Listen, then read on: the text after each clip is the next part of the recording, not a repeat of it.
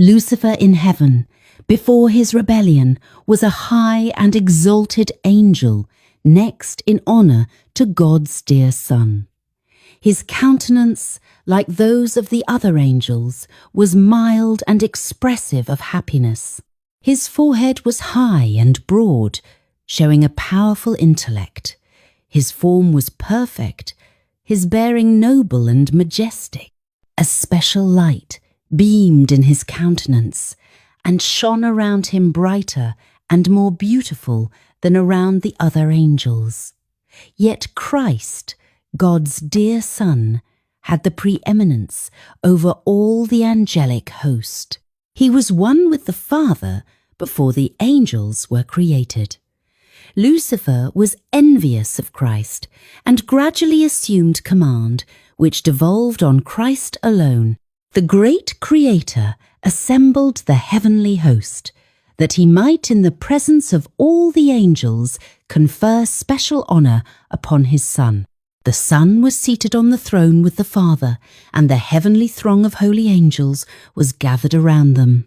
The Father then made known that it was ordained by himself that Christ his Son should be equal with himself, so that wherever was the presence of his Son, it was as his own presence.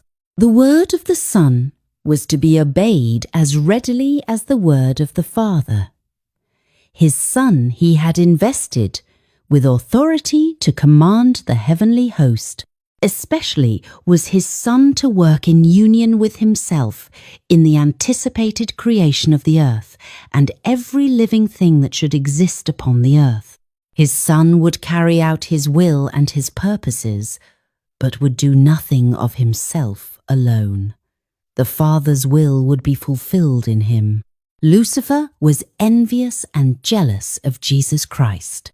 Yet when all the angels bowed to Jesus to acknowledge his supremacy and high authority and rightful rule, he bowed with them, but his heart was filled with envy and hatred. Christ had been taken into the special counsel of God in regard to his plans, while Lucifer was unacquainted with them. He did not understand, neither was he permitted to know, the purposes of God.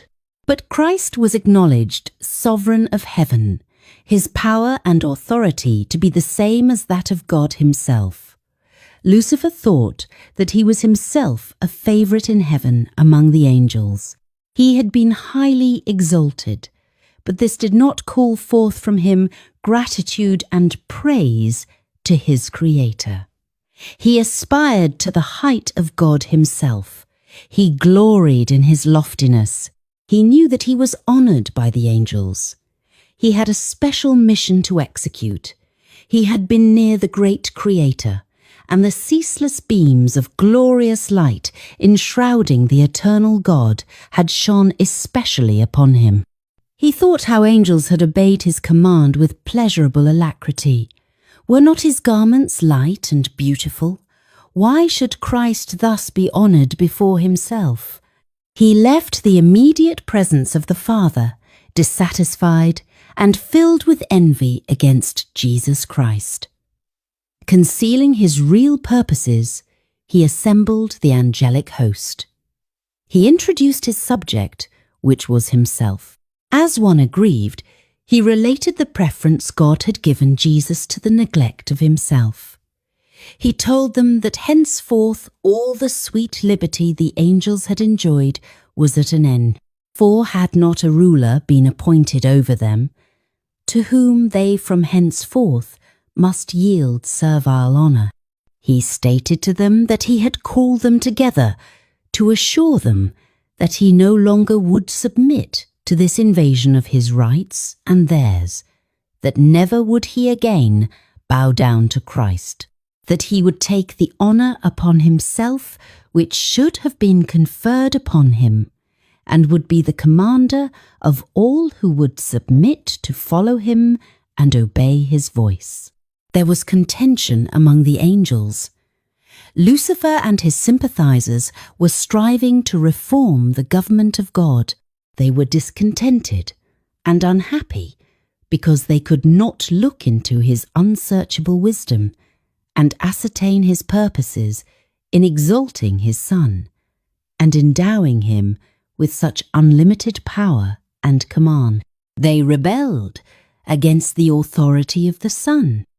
Angels that were loyal and true sought to reconcile this mighty rebellious angel to the will of his Creator. They justified the act of God in conferring honor upon Christ, and with forcible reasoning sought to convince Lucifer that no less honor was his now than before the Father had proclaimed the honor which he had conferred upon his Son. They clearly set forth that Christ was the Son of God, existing with him before the angels were created, and that he had ever stood at the right hand of God, and his mild, loving authority had not heretofore been questioned, and that he had given no commands but what it was joy for the heavenly host to execute. They urged that Christ's receiving special honor from the Father, in the presence of the angels, did not detract from the honor that Lucifer had heretofore received. The angels wept. They anxiously sought to move him to renounce his wicked design and yield submission to their Creator. For all had heretofore been peace and harmony, and what could occasion this dissenting, rebellious voice?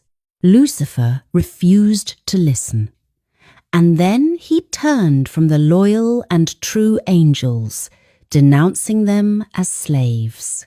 These angels, true to God, stood in amazement as they saw that Lucifer was successful in his effort to incite rebellion. He promised them a new and better government than they then had, in which all would be freedom. Great numbers signified their purpose to accept him as their leader and chief commander. As he saw his advances were met with success, he flattered himself that he should yet have all the angels on his side, and that he would be equal with God himself, and his voice of authority would be heard in commanding the entire host of heaven.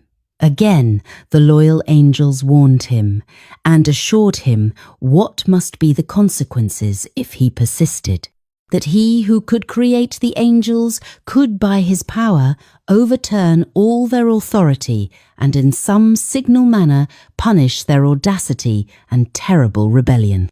To think that an angel should resist the law of God, which was as sacred as himself!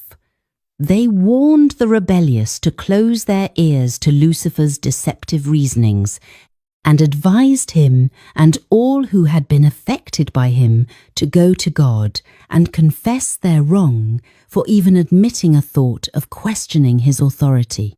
Many of Lucifer's sympathizers were inclined to heed the counsel of the loyal angels and repent of their dissatisfaction and be again received to the confidence of the Father and his dear Son.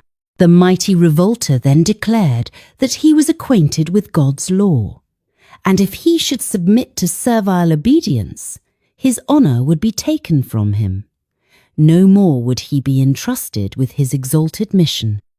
He told them that himself, and they also had now gone too far to go back, and he would brave the consequences, for to bow in servile worship to the Son of God he never would, that God would not forgive, and now they must assert their liberty and gain, by force, the position and authority which was not willingly accorded to them. Thus it was that Lucifer, the light-bearer, the sharer of God's glory, the attendant of his throne, by transgression became Satan, the adversary. The loyal angels hastened speedily to the Son of God and acquainted him with what was taking place among the angels. They found the Father in conference with his beloved Son to determine the means by which, for the best good of the loyal angels, the assumed authority of Satan could be forever put down. The great God could at once have hurled this arch-deceiver from heaven, but this was not his purpose. He would give the rebellious an equal chance to measure strength and might with his own Son and his loyal angel. In this battle, every angel would choose his own side and be manifested to all. It would not have been safe to suffer any who united with Satan in his rebellion to continue to occupy heaven. They had learnt the lesson of genuine rebellion against the unchangeable law of God, and this is incurable. If God had exercised his power to punish this chief rebel, disaffected angels would not have been manifested. Hence, God took another course, for he would manifest distinctly to all the heavenly host his justice and his judgment. It was the highest crime to rebel against the government of God. All heaven seemed in commotion. The angels were marshalled in companies, each division with a higher commanding angel at its head. Satan was warring against the law of God, because ambitious to exalt himself and unwilling to submit to the authority of God's Son, heaven's great commander. All the heavenly host were summoned to appear before the Father, to have each case determined. Satan unblushingly made known his dissatisfaction that Christ should be preferred before him. He stood up proudly and urged that he should be equal with God and should be taken into conference with the Father and understand his purposes. God informed Satan that to his Son alone he would reveal his secret purposes, and he required all the family in heaven, even Satan, to yield him implicit, unquestioned obedience, but that he, Satan, had proved himself unworthy of a place in heaven. Then Satan exultingly pointed to his sympathizers, comprising nearly 1/2 of all the angels, and exclaimed, "These are with me. Will you expel these also, and make such a void in heaven?" He then declared that he was prepared to resist the authority of Christ and to defend his place in heaven by force of might, strength against strength. Good angels wept to hear the words of Satan and his exulting boasts. God declared that the rebellious should remain in heaven no longer. Their high and happy state had been held upon condition of obedience to the law which God had given to govern the high order of intelligences. But no provision had been made to save those who should venture to transgress his law. Satan grew bold in his rebellion and expressed his contempt of the Creator's law. This Satan could not bear. He claimed that angels needed no law, but should be left free to follow their own will, which would ever guide them right. That law was a restriction of their liberty, and that to abolish law was one great object of his standing as he did. The condition of the angels, he thought, needed improvement. Not so the mind of God, who had made laws and exalted them equal to himself. The happiness of the angelic host consisted in their perfect obedience to law. Each had his special work assigned him, and until Satan rebelled, there had been perfect order and harmonious action in heaven. Then there was war in heaven. The Son of God, the Prince of Heaven, and his loyal angels engaged in conflict with the arch-rebel and those who united with him. The Son of God and true loyal angels prevailed, and Satan and his sympathizers were expelled from heaven. All the heavenly host acknowledged and adored the God of justice. Not a taint of rebellion was left in heaven. All was again peaceful and harmonious as before. Angels in heaven mourned the fate of those who had been their companions in happiness and bliss. Their loss was felt in heaven. The Father consulted his Son in regard to at once carrying out their purpose to make man to inhabit the earth. He would place man upon probation to test his loyalty before he could be rendered eternally secure. If he endured the test wherewith God saw fit to prove him, he should eventually be equal with the angels. He was to have the favour of God, and he was to converse with angels, and they with him. He did not see fit to place them beneath the power of disobedience.